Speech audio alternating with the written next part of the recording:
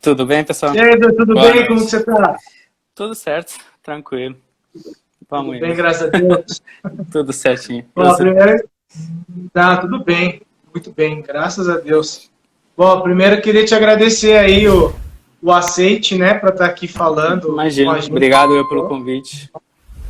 Imagina. Agradecer a Bárbara também que está aqui, foi ela que te indicou.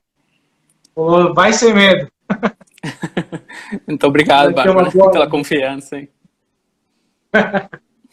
Legal. Você já fez alguma live já ou não? Primeira. Não, primeira. Estreando Pô, que nessa legal. modalidade, hein? Engraçado que a maioria das pessoas que já fizeram live aqui comigo, e a maioria mesmo, a maioria foi a primeira vez também. É mesmo? É, muito bom. E É. foi sensacional a live. Vamos para mais uma, Bom, então. gente, tem algumas pessoas que estão entrando que eu não conheço, talvez não me conheça. Eu sou o Márcio Miranda, tá? Sou fisioterapeuta há 17 anos. Tenho o canal no YouTube Profissão Mais Saúde, aqui também no Instagram, onde nosso intuito aí é te chamar os profissionais aí.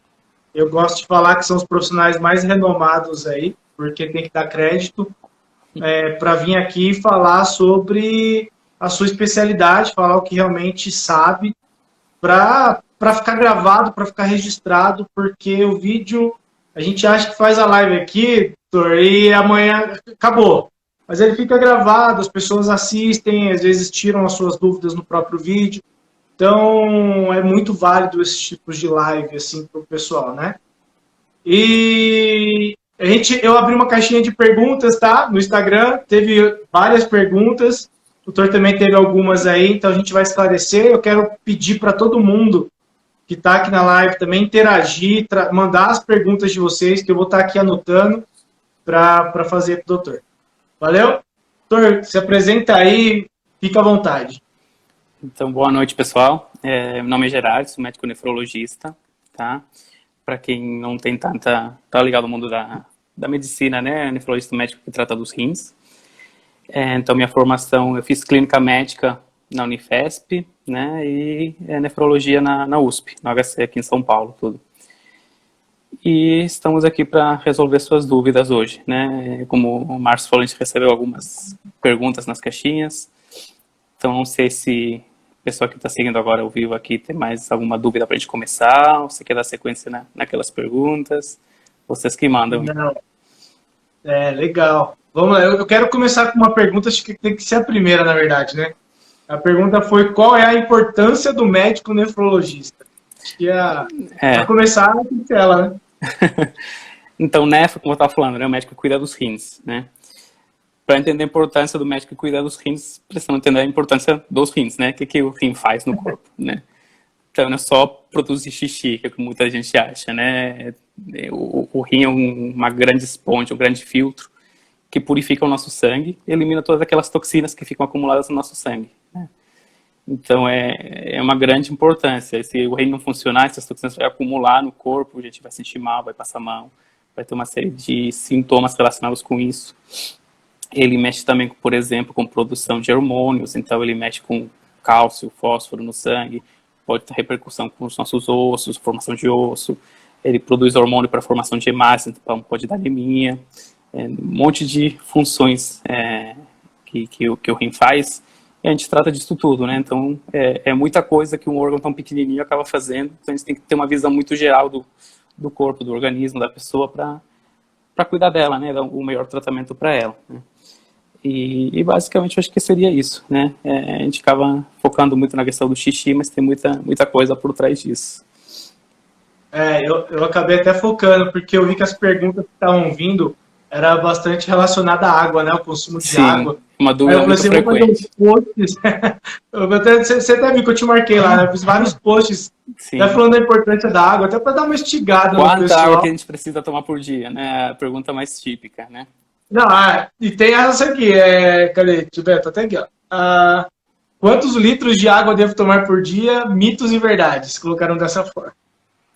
Já pode responder. Vamos começar com isso, então, né? A É, resposta certa é depende, como em tudo, né?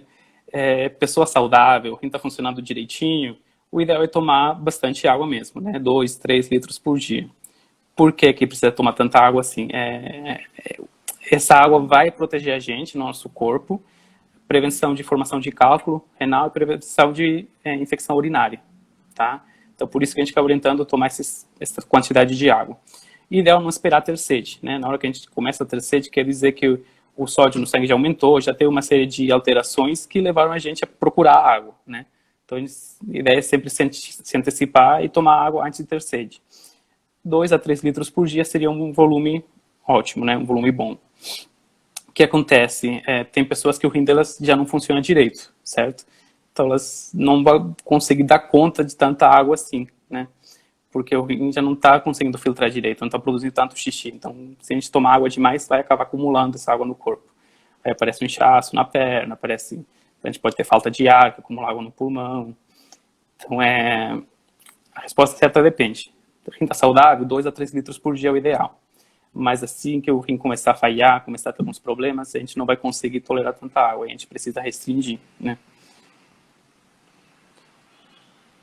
Se responde certinho para todo mundo entender.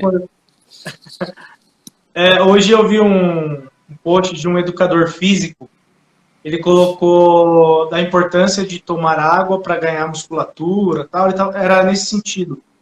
Eu achei interessante que ele pegou uma garrafa de 1,5 litro, né, de água, e ele colocou os horários que ele precisava tomar. Ele colocou lá de 1 em 1 hora, ele colocou uns post-it, aí ele tomava aquele tanto de água de hora em hora para dar uma legal, o que funcionar para cada um tá valendo, né? Tem gente que coloca alarme no celular, enfim.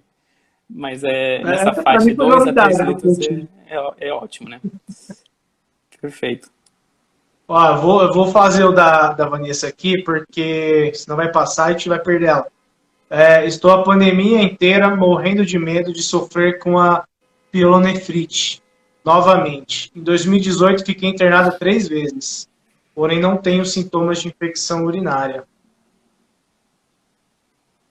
No caso aqui, ela deve estar perguntando uma questão de prevenção, né? Prevenção, então, pielonefrite é a infecção do rim, né? Diferenciar infecção urinária de infecção renal. Infecção urinária é aquela ardência para urinar, dor embaixo do ventre, né? Urgência urinária, aumento da frequência. Já a pielonefrite é uma infecção no rim mesmo, no órgão, lá em cima, né? Então dá muita dor nas costas, pode dar dor nas costas, né? Febre, náusea, uma infecção um pouquinho mais grave, tá? Normalmente ela acontece após uma infecção urinária. Então uma bactéria entra por baixo, né? Pela uretra, acaba subindo para o rim, infectando o rim, né? Mas existe infecção por outros motivos, né? Às vezes a bactéria cai no sangue de outro lugar do corpo, acaba chegando no rim e pega lá e infecta, né? Prevenção, como falei agora, né? Tomar água já é uma boa prevenção, tá?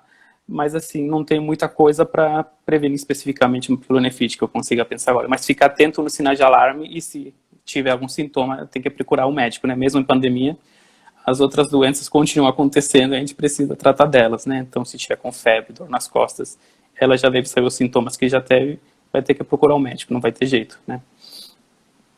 Sim, ela até concluiu aqui embaixo, sinto um incômodo leve comparado à ovulação, e quando vou ao médico já está gravado, né? E a água é um tormento para mim, acho que para muita gente é um tormento beber água, né? Assim, quando a gente fala de água, a gente está falando de líquido, né? Óbvio que aqui não vai entrar bebida alcoólica, por exemplo, né? Na verdade vai desidratar. Mas não precisa ser água necessariamente, pode ser suco, pode ser chá, pode ser água de coco, tudo isso está valendo, né? Tudo isso é a base de água, então, gente que a água é meio chato de beber às vezes, né? Não tem gosto de nada, não apetece, então toma um chá, toma uma água de coco, é importante se manter hidratado, né? Um volume total de líquido, em torno desses 2 a 3 litros, vai ajudar bastante. Legal, a doutora Tatiana, dentista, fez uma live comigo aqui, ela acabou de colocar aqui uma situação que eu acho que é bem interessante também, porque tomar pouca água não é legal, mas também, de repente, tomar muita também pode ter algum problema. Aí até colocou aqui a prima dela tomava 4 litros por dia, mesmo assim teve infecção urinária, porque não sentia vontade de fazer xixi. Entendi. Aí já são casos mais particulares, né? Teria que ter o caso dela. Ela falou que não sentia vontade de fazer xixi, né? A gente precisaria entender se não tem alguma alteração neurológica na bexiga, alguma coisa associada, né? 4 litros é uma quantidade muito boa, né? Até existe uma entidade médica que é intoxicação por água mesmo, né? Mas para isso acontecer, a quantidade de água tem que ser uma coisa absurda, né? Em torno de 15, 20 litros por dia. Ninguém vai conseguir tomar isso sem, assim, é praticamente impossível, né? Se o rim estiver funcionando, pode tomar água à vontade. É aquilo que o corpo não precisar, simplesmente vai fazer mais xixi, né? Não vai ter repercussão negativa, a não ser que o rim já estiver prejudicado, né? Que eu estava falando. Aí sim, aí o rim não vai conseguir filtrar o excesso de água e vai começar a inchar o corpo, né? Eu acho que o nosso tema aqui, na verdade, era falar de Covid, né? Aí o pessoal A gente está para tirar as dúvidas, o que eles quiserem, a gente está aqui à disposição. O pessoal está fazendo pergunta de Covid, então vamos entrar então no Covid, que eu acho que é interessante. Primeiro, doutor, você não falou qual hospital que você trabalha e como que está a realidade lá hoje do Covid? Então, hoje em dia eu trabalho como clínico no Einstein, no Albert Einstein, mais em pronto-socorro mesmo, né? Primeira linha mesmo. E como nefrologista, eu trabalho tanto no Hospital Municipal, na região da Bela Vista, quanto no HCOR, também, passando visita, dialisando os pacientes nas UTIs, né? Então, contato grande, assim, com paciente Covid mesmo. E a situação está catastrófica, né? Situação de guerra mesmo, né? Nos hospitais, tanto particular quanto público do SUS, a situação é desesperadora, né? Falta de leito, falta de medicação, falta de recursos. Então, a gente está entrando numa situação de guerra mesmo agora. Tá, e você está pegando bastante casos em relação aos rins e tal, por conta do Covid? A gente é chamado para atender aqueles pacientes que já têm lesão renal, né? A gente tem visto que a lesão renal no Covid é bastante frequente. Quando começou a pandemia, quando estourou, os relatos eram de que a diferença de outras infecções, talvez o Covid não pegasse tão forte nos rins. Isso começou a se falar lá na China. Mas quando estourou mesmo a pandemia, com registros um pouquinho mais fiáveis da Europa, dos Estados Unidos, a gente tem visto que a média de acometimento vai de 20% a 40% dos pacientes internados, daqueles pacientes um pouquinho mais graves, né? Daqueles que precisam internar, de 20% a 40% tem lesão no rim, né? Então não é um número pequeno, é um número bem razoável, né? E a gente sabe que aqueles pacientes que têm piora da função do rim, eles evoluem pior. Talvez porque eles sejam pacientes mais graves, já de base, talvez pela própria lesão no rim, eles têm pior desfecho, né? Então eles ficam mais tempo internados, têm mais infecções, eles morrem mais, né? Então é um fator de risco bem importante. Tá, e a Bárbara colocou aqui qual tipo de lesão renal que o Covid causa. Um monte, muitas, né? Então, tem aquelas lesões próprias do paciente grave, que todo paciente em UTI pode estar suscetível, né? Por hipotensão, alterações hemodinâmicas da pressão mais baixa, pelo fato de estar entubado com aumento da pressão no peito, pode ter uma série de alterações hemodinâmicas que prejudicam o rim, medicações que a gente dá para os pacientes na UTI que podem ser nefrotóxicas, né? Levam uma lesão no rim, o próprio remédio, né? Então antibióticos, por exemplo, sedativos, podem levar a lesão no rim. O próprio Covid em si, a gente tem visto umas peculiaridades, né?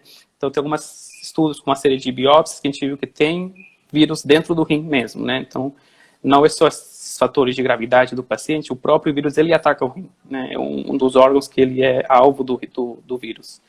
Ele leva a perda de proteína na urina, leva a perda de sangue na urina, né? Isso aí são marcadores de gravidade da doença renal. E outra questão importante que o Covid tem comparativamente com outros vírus é a questão das tromboses, né? A gente tem visto que os pacientes fazem muita trombose pulmonar, trombose venosa nas pernas, em outros lugares. Do mesmo jeito, eles fazem microtrombos também dentro do rim, né? Isso aí também prejudica a função do rim, né? Então, é uma constelação muito grande de causas, né? Daquelas causas dos pacientes mais graves, que a gente sempre soube, e essas particularidades que o próprio Covid traz, né? E o pior é que a gente não tem um tratamento na nossa mão para resolver nenhuma dessas causas. Então, é um tratamento basicamente preventivo de suporte que a gente consegue fornecer, né? Então, diálise quando precisar e evitar essas medicações tóxicas, evitar que o paciente fique muito hipotenso e esse tipo de medidas mais preventivas, né? A Soneca e família, tá acordada a Soneca. Ela colocou aqui, em paciente na UTI com Covid segue com alteração renal, em local sem diálise, pode usar a bomba de oásis?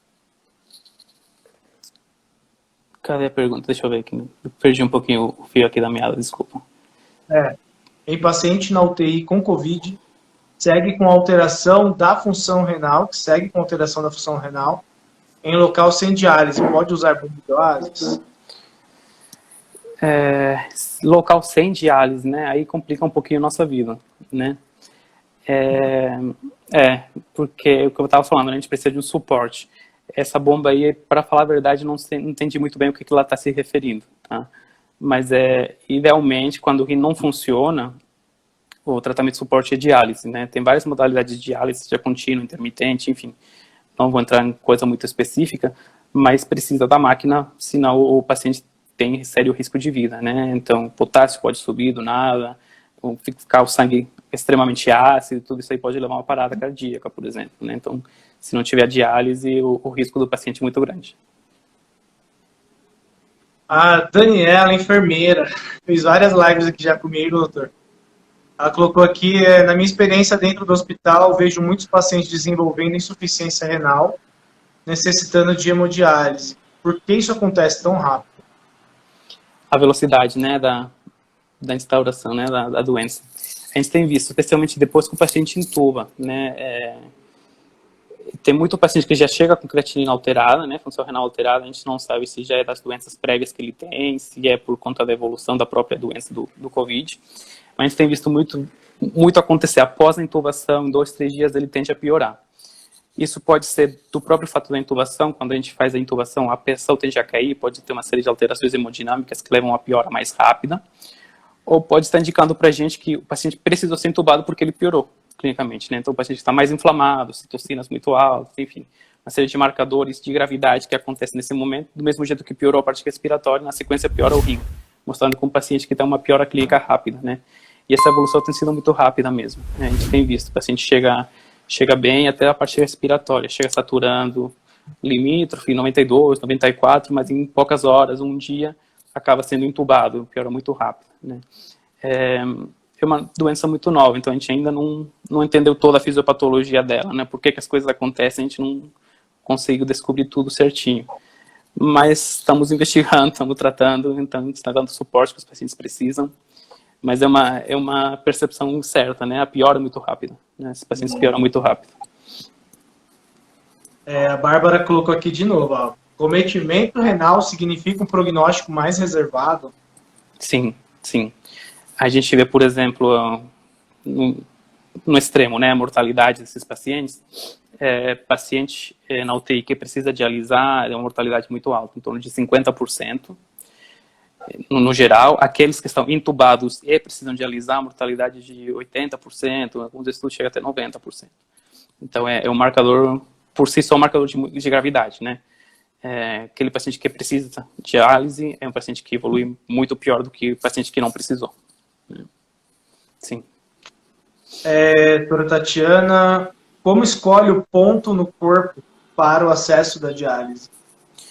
Então, a gente tem... para fazer diálise, para quem não sabe, a gente usa uns catéteres, né, diálise de agudos, catéter que a gente chama de Shile, com catéter tem um diâmetro maior para conseguir puxar o sangue com uma certa força, né, com um fluxo maior. Tem 4 pontos que a gente consegue passar esse catéter, né, nas veias jugulares, né, no pescoço, de um lado ou do outro, ou na femoral, que é na virilha, né. A gente, nefrologista, sempre prefere jugular direito, tá, no lado direito do pescoço. Porque pela anatomia o catéter fica melhor inserido, direitinho, fica bem na porta do coração, ele entorta menos. Outra questão, esses pacientes de COVID, eles têm precisado muitas vezes de pronação. Isso quer dizer, a gente pega ele e vira de bruços, né? Na hora que a gente vira o catéter na femoral, por exemplo, é muito difícil que fique indene, né? Ele entorta, é difícil acessar. Os pacientes muitas vezes são obesos, então é difícil manipular o catéter na femoral e ele acaba infectando mais também. Nossa preferência é sempre jugular direito. Legal. Otto Clary colocou aqui, qual tratamento padrão mais utilizado hoje dentro dos hospitais nos pacientes com COVID? Então, tratamento de suporte, né? até hoje tem pouquíssimas terapias que se mostraram efetivas, cloroquinas, azitromicinas, todas essas coisas que tem se falado não tem nada provado, né? Então a gente trata basicamente com suporte ventilatório, suporte de terapia renal quando precisa, antibióticos quando tem infecções bacterianas associadas. A gente vai tratando todas aquelas consequências que a infecção traz para o corpo, né? Tem alguns estudos mostrando o benefício do Remdesivir, que é um antiviral, mas pouco acessível, estudos ainda pequenos, com evidência baixa, né? E alguns centros maiores, com maior recurso, têm usado o tocilizumab, que é um anticorpo monoclonal, anti-interleucina 6, né? Uma coisa bem específica. Então, nessa questão que eu falei de ficar o corpo muito inflamado, um desses marcadores de inflamação é essa interleucina 6. A gente pode dosar ela, aqueles pacientes que têm um valor muito alto, talvez se beneficiem do tocilizumab, né? Tem algum estudo falando que teve algum benefício, diminuição no tempo de doença, tem um pouquinho, até às vezes melhora na sobrevida, né? Mas poucos os lugares que têm esses recursos, né? Medicações novas muito caras, pouco acessíveis. Então, na maioria dos hospitais do SUS, hospitais particulares não estão de ponta. O tratamento básico é a base de suporte, né? Ventilação mecânica, diálise, antibiótico, corticoide, né? Basicamente é a medicação mais acessível que mostrou benefício é o corticoide, dexametasona, né? Então, e anticoagulação. A gente tem falado também desses casos de aumento de trombose nesses pacientes. Então, a gente dá o corticoide para aquele paciente que precisa de suporte ventilatório, anticoagula o paciente, né, e dá o suporte clínico que ele vai precisar, dependendo de cada paciente, né, individualizar o tratamento. Legal. Na pergunta anterior, a Daniela complementou aqui dizendo, não esquecendo que na femoral pode infectar mais rápido. Sim, sim. Especialmente paciente obeso, né, que estava falando, né, a higiene fica mais comprometida, é um local que fica, normalmente, mais úmido, mais contaminado, esse paciente muitas vezes fica em fralda, então pode acabar sujando de fezes, inclusive o catéter é muito mais facilmente infectado na femoral do que no pescoço, né. Então, nossa preferência, como falava, sempre o catéter mais alto, né, na região do pescoço, de preferência sempre à direita. Legal. A Bárbara fez uma pergunta aqui que estava na ponta da língua para eu perguntar, porque foi uma das situações que a gente conversou, inclusive, com a Daniela, com o Valber, que foi na live passada, e foi naquela sensação de parecer que está enxugando gelo, né? Você atende um paciente, vem dois, você atende dois, vem três, e por aí vai. Aí a Sim. Bárbara acabou de perguntar como que você se sente estando na linha de frente nessa fase tão caótica, sobrecarga de trabalho, pacientes graves, e parabéns por estar ajudando. Obrigado, a gente faz o nosso trabalho, né? Bem sim, como a gente se sente? Muitas vezes impotente, né? Que a gente não consegue resolver, né? Com raiva também, né? Mas assim, tem outro lado disso aí, é que a gente acabou meio que normalizando a situação também, né? Então, a gente precisa um pouquinho na hora que está lá, abstrair e tratar o paciente da melhor que ele precisa e não ficar também pensando tanto na situação, né? É claro que a gente vê depois pessoas aglomerando na rua, enfim, essas situações, a gente está trabalhando aí, dando o máximo para tudo isso aí melhorar, e parece que tem muita gente que não está colaborando, né? Isso aí deixa ainda a gente um pouquinho mais triste, né? Mas, enfim, não tem que reclamar, tem que continuar, né? O doente continua estando lá, então dá tempo para parar, para pensar muito, tem que continuar tocando o barco, hein? Você pegou Covid? Não, eu tive sorte. Eu não peguei e já tomei a vacina. Então, se Deus quiser, vou passar. Se pegar, não vai. Vou passar sem pegar. A gente fez várias lives falando sobre isso também, então a gente não sabe se é sorte ou você se cuidou como tinha que se cuidar, né? Então, a gente trabalha no pronto-socorro. Que pegaram, talvez foram mais negligentes também, né? Eu acho que tem muito de sorte, né? Mas realmente a gente sabe que vai atender paciente com Covid, então a gente já vai preparado para isso, né?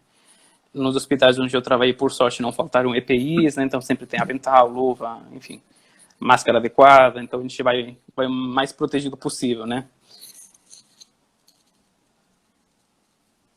Legal. O pessoal tava animado, hein? Então foram meia hora fazendo pergunta. Deixa eu ir para as nossas aqui agora. Vamos lá. Bem que eu acho que... Deixa eu ver aqui, ó. Eu vou fazer aquela que você me mandou, que a gente falou, que eu acho que é interessante a gente falar sobre isso, Pode mandar. porque, porque na verdade, o Covid ele atinge mais mesmo o pulmão, né? Então, a pergunta é, depois do pulmão, o rim é o que mais sofre, né, com a doença? Boa Então, pergunta. a gente sabe que o vírus ele vai pegar vários órgãos do corpo, né? Sem dúvida, o pulmão é o que fica mais acometido, né? A gente vê o que dá mais gravidade para o paciente, mas, como eu estava falando, tem achado vírus em outros órgãos, né? Tem autópsias, o rim é um deles, no coração também, no sistema neurológico, no cérebro, né? Se é o segundo que mais é acometido, eu não tenho esse dado, né? Mas que é um órgão muito acometido, com certeza, né? Até o ponto que eu estou te falando, né? De paciente que precisa internar, dependendo da série de casos que a gente vê, até metade deles tem lesão renal, né? Então é uma porcentagem muito alta, né? Sim, sem dúvida é um dos principais acometidos, né? Tem uma outra pergunta aqui que não está especificando exatamente, falando nada de Covid, mas é de quanto em quanto tempo eu devo investir em exames e quais tipos de exames eu devo fazer? Pensando mais em insuficiência renal, imagino, né? Saindo um pouquinho do Covid aqui. Então, não tem aí tem que ver muito individualizado também, né? Então, tem paciente, se tiver diabetes, se tiver pressão alta, se tiver hepatite tabagista, tem uma série de fatores de risco, é bom você usar creatina no mínimo uma vez por ano, né? Se não mais frequentemente, para a gente ver como que está evoluindo, né? Paciente novo, que não tem nenhuma doença prévia, eventualmente também é bom usar, mas talvez não precisa ser com tanta frequência, né? A cada 2, 3 anos, né? Mas sempre vão fazer um check-up, né? Pra gente checar como que a gente está de saúde, procurar um médico, para fazer prevenção, começar a tratar antes que a doença se instale, né? Isso que seria o mais certo. Prevenir. Prevenção, né? é o primeiro nome, né? De tudo. Com certeza. Existe algum sintoma do Covid, né, que podemos sentir em relação aos rins? Difícil, né? As primeiras alterações que a gente vê que o Covid causa no rim são alterações laboratoriais, né? Então, piora da ureia e da creatinina no sangue e alterações na urina. Eu estou falando da perda de proteína, é um marcador importante, tá? Na urina. Dificilmente o paciente no Covid, né? Vai ter uma insuficiência renal ao ponto de ter sintomas renais, sem ter sintoma respiratório também. E o sintoma respiratório vai trazer muito mais desconforto para ela e vai passar por cima dos sintomas renais, né? Então ele poderia eventualmente parar de fazer xixi, começar a ficar inchado, começar a ficar com uma série de sintomas associados à doença renal. Mas chegado a esse ponto, provavelmente ele já vai estar com um acometimento respiratório grande, né? Que é o principal foco da doença, e a gente vai acabar dando ele vai acabar dando mais importância para isso que para outros sintomas, obviamente, né? Então ele não vai ser por conta do rim que vai fazer o diagnóstico de Covid. Isso vai ser uma coisa, questão secundária ou uma sequência que a gente vai perceber depois na evolução do paciente.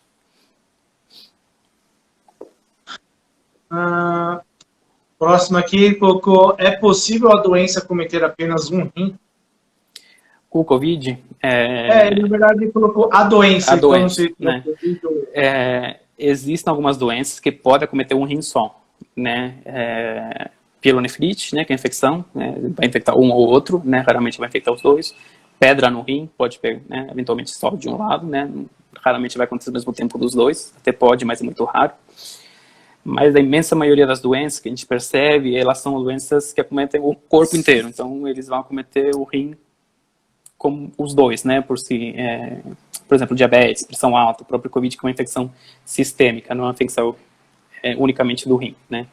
A gente dosa a creatinina, dosa a ureia, a gente vê que está a função renal prejudicada. Então, os exames trazem para a gente como que o rim, os dois rins em conjunto, né, eles estão conseguindo trabalhar. O exame não vai conseguir ver se um ou é o outro, né. Normalmente, a gente pensa nos rins como um conjunto, né.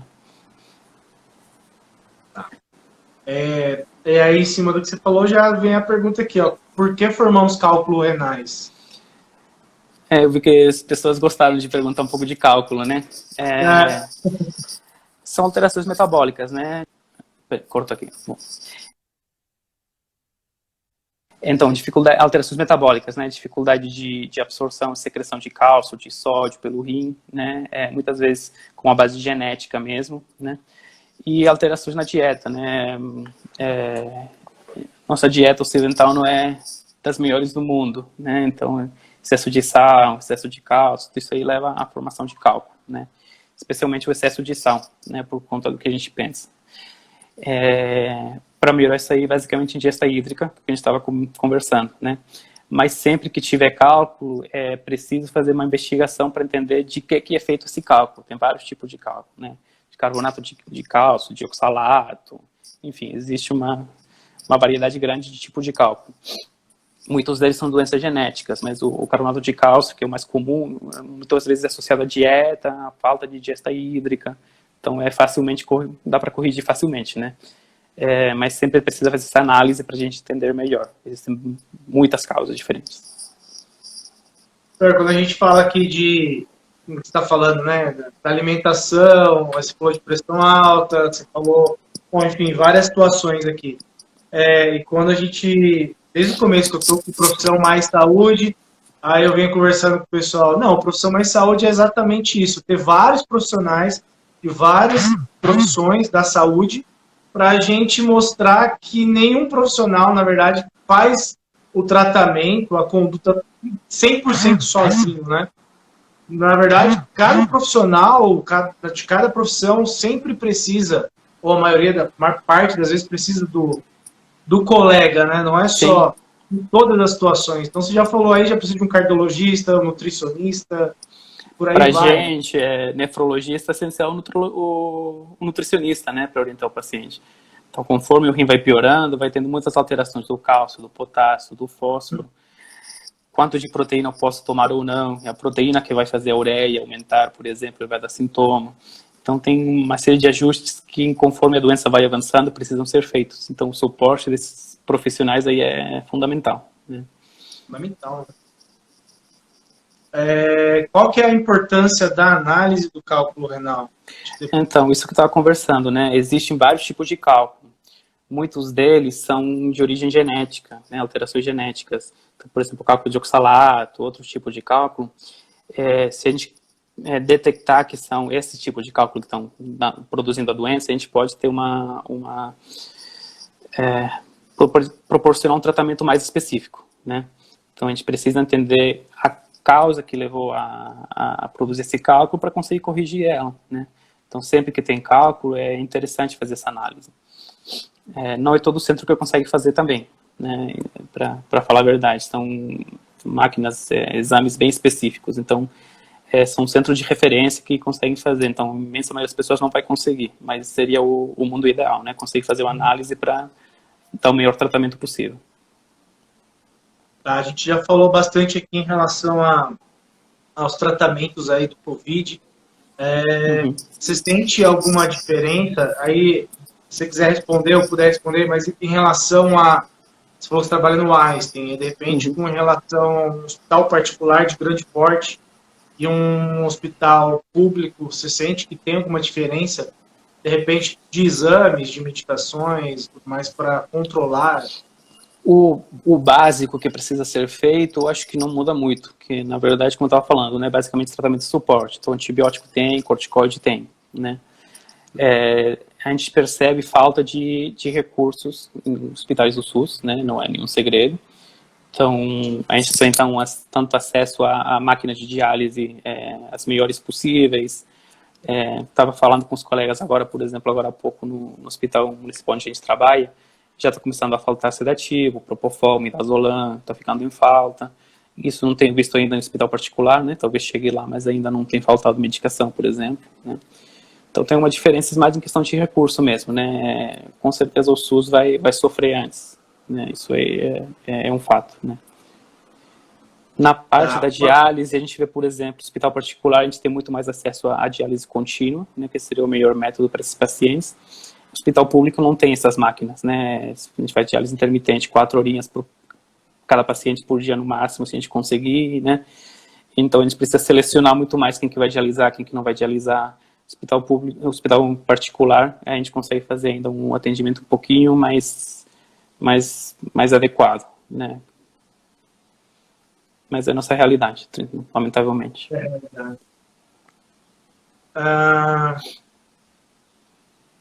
Ó, ninguém perguntou aqui, mas deixa eu te perguntar. Em relação à doença mesmo, Covid. A pessoa está lá internada, está na UTI, já está lá com comprometimento pulmonar, tudo. Como que é, assim, você é chamado para atender esse paciente?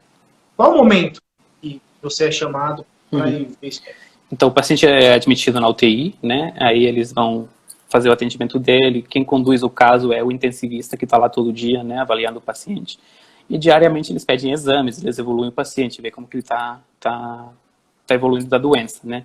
Eventualmente eles vão perceber pelos exames que a creatinina, a ureia, que são os marcadores de função do rim, eles estão piorando, né? Estão aumentando, não estão melhorando.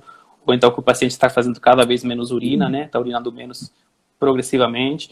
Aí eles chamam a gente, que é especialista no rim, para avaliar, ver se a gente consegue ajudar esse doente a melhorar a função do rim dele, ou se eventualmente ele vai precisar de suporte de diálise, né?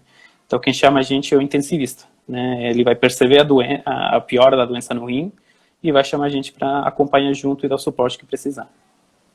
Mas normalmente quando você chega está começando, né? Então, aí depende muito do intensivista e da UTI, né? Tem plantonista que gosta mais de segurar, acha que vai dar conta, e segura, ele chama a gente já só para entrar em diálise mesmo. Tem intensivista que já está vendo uma piora, né? Alguns dias chama a gente com maior antecedência para a gente tentar agir de alguma forma para prevenir, né? Para evitar que o paciente precise ir para diálise. Muitas vezes a gente não consegue evitar, né? Mas aí vai muito do colega que está lá na UTI, né? Ele que vai chamar a gente quando ele considera oportuno. Legal. Mara colocou, os particulares estão fazendo contingência de sedativos, etc.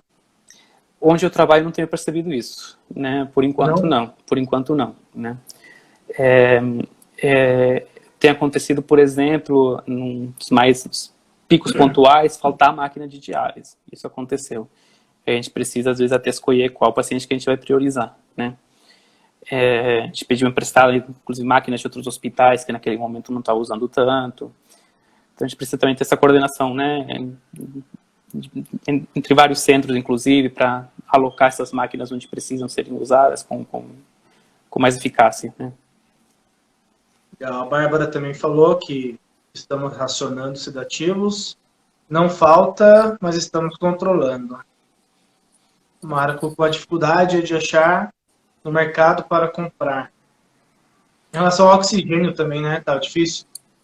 Teve aquela crise toda lá em Manaus, né? Uns meses atrás, faltou oxigênio. Terrível, né? Isso.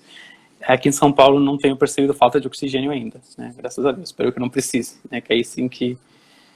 Aí complica demais. Não tem por onde correr. Complica tudo, né? Qual a sua opinião sobre o uso da ivermectina no início dos sintomas, já que existem estudos que comprovaram a eficácia na redução da multiplicação viral e aumento de proteínas anti-inflamatórias? Então, a ivermectina a gente usa, é um antiparasitário, né? Que a gente usa. Esses estudos que ele falou foram feitos in vitro, né? Em placa de Petri no laboratório, viram que diminui a replicação viral. Mas a concentração de ivermectina que a gente precisaria ter no nosso corpo para isso acontecer, a gente morreria antes de atingir essa concentração, né? A concentração extremamente acima da dose tóxica dela, né? E os estudos com a dose habitual que a gente usa no dia a dia para tratar verme mesmo, foram feitos já estudos clínicos, randomizados, estudos bem feitos, né? Não viram nenhum desfecho, não mudou o desfecho em nada, né? Nem em taxas de contaminação, nem em tempo de doença, nem desfecho, não mudou absolutamente nada. Então, uma droga que não faz sentido a gente dar, porque não tem benefício, né? É bem demonstrado que na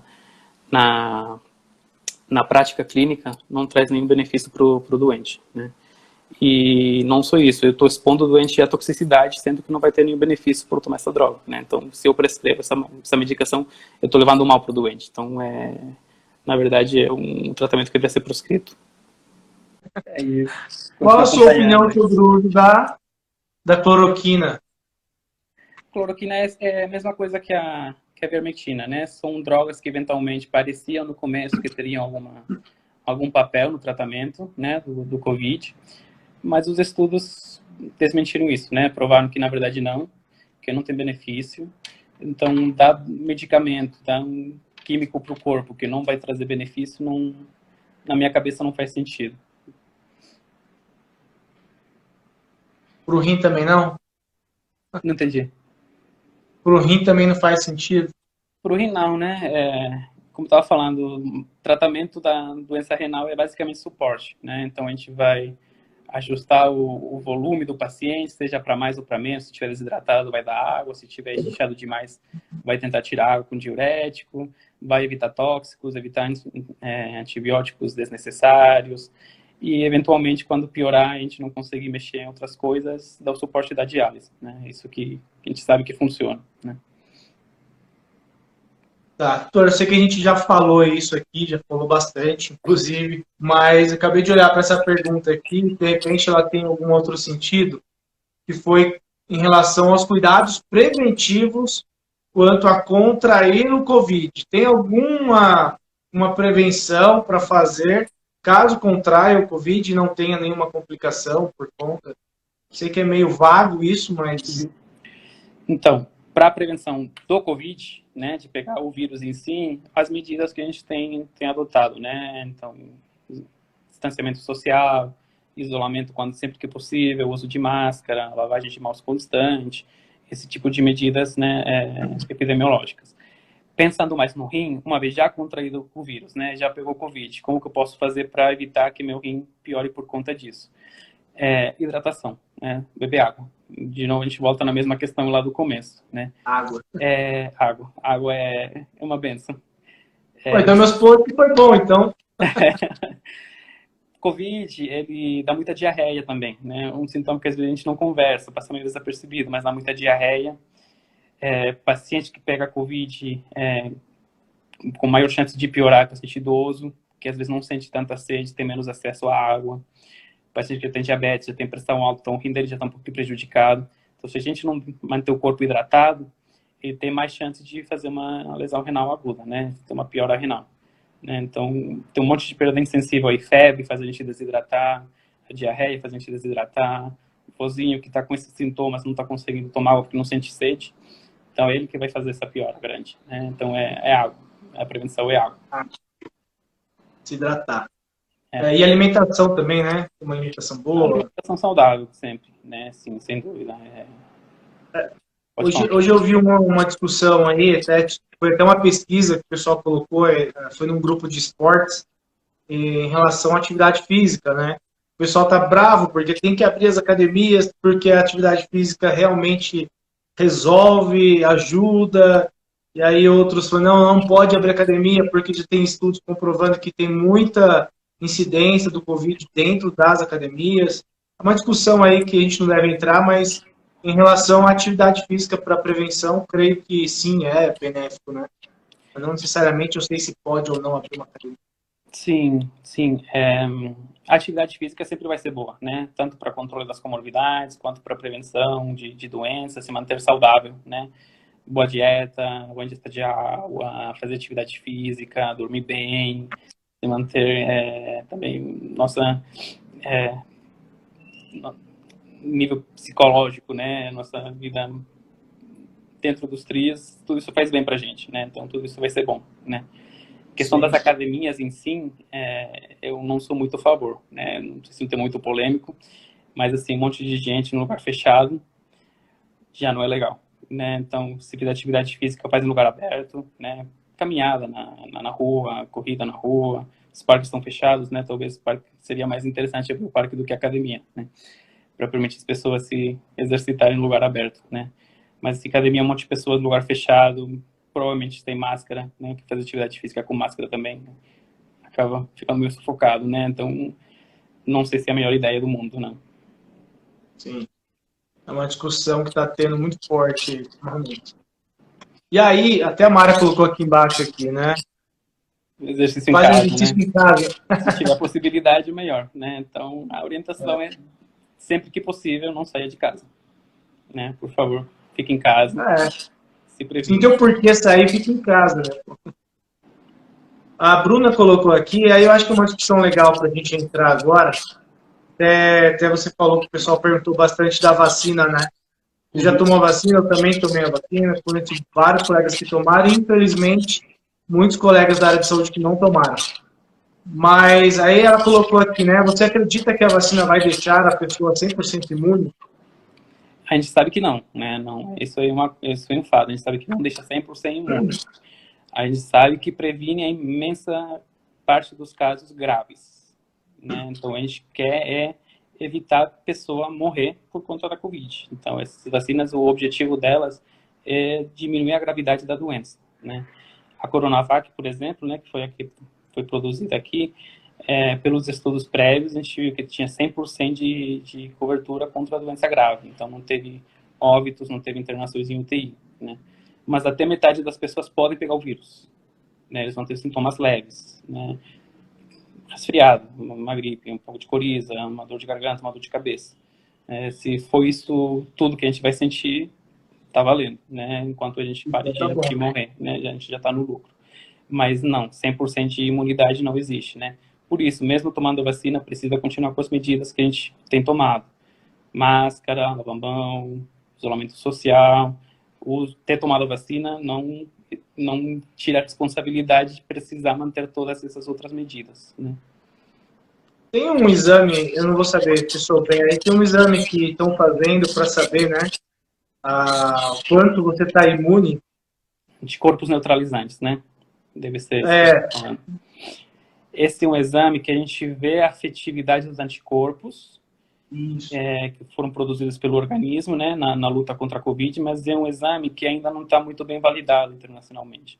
Então, eles consideram que ele é positivo se tiver acima de 20% desses anticorpos neutralizantes, mas na prática a gente não sabe. Isso aí, clinicamente, se traduz como quanto de proteção e por quanto tempo que esses anticorpos estão ficando no nosso corpo. Ninguém sabe ainda muito bem como interpretar esse resultado, né? Então, a gente não tem usado na nossa prática do dia a dia no exame que a gente tem feito de rotina para ver, né? Acho que pode ser interessante no futuro quando a gente tiver mais dados, né? Quando a gente entender melhor como que ele funciona e qual a informação que traz para a gente. Mas, no momento, a gente ainda não sabe interpretar direito. Então, não é uma coisa que tem usado de rotina. Sim. E a última pergunta, acho que é para a gente finalizar aqui. A pergunta minha. Você conhece, você já tem noção, assim, já pegou algum caso de quem já tomou as 2 doses e se contaminou e teve alguma situação um pouco mais grave? Eu pessoalmente não, mas eu vi relato de alguns casos, né? Acho que teve um caso no Einstein, se não me engano, que já tinha tomado a segunda e precisa ir para a UTI, né?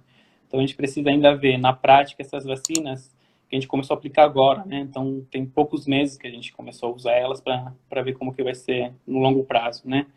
Mas tem sido casos muito, muito esporádicos, né? A gente tem a experiência de Israel, por exemplo, Reino Unido, outros países que vacinaram em massa a população, tem visto que os casos de internação em UTI caíram drasticamente, né? Então as vacinas funcionam, né? Eventualmente, claro que nada medicina na vida é 100%, né? Então um caso ou outro pode fugir dessa regra e mesmo vacinado acaba pegando a doença, né?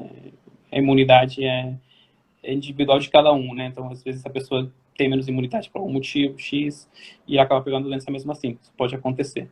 Mas que as vacinas funcionam, isso é um fato. A gente tem visto empiricamente, né, na prática, nesses países que vacinaram tanto, a taxa de internação em UTI, de infecção, tem caído muito, né? Então, é o nosso recurso, né? O tratamento será a vacina.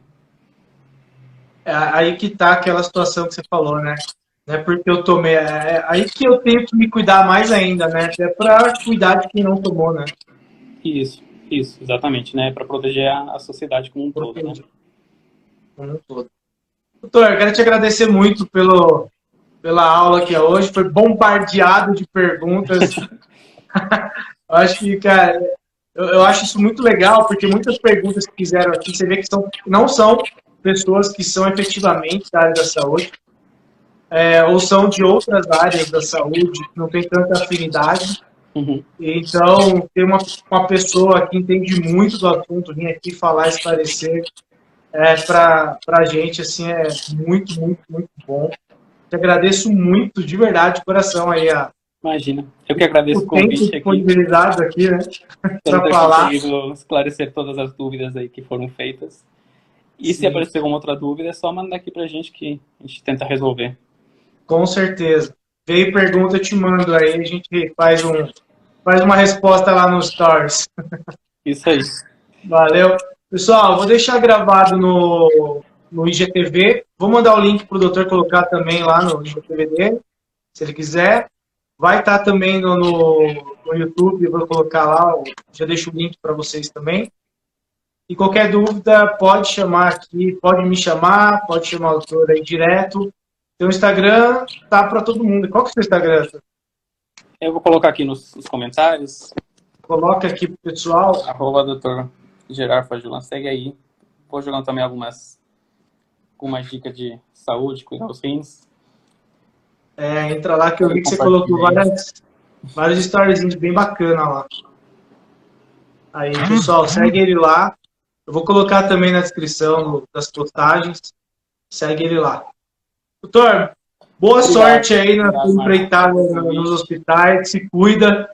E parabéns aí também, mais uma vez, pelo excelente trabalho aí, cuidando das pessoas. Imagina. Obrigado. Valeu, pessoal. Boa noite. Boa noite para todo mundo. Tudo de bom. Tchau, tchau.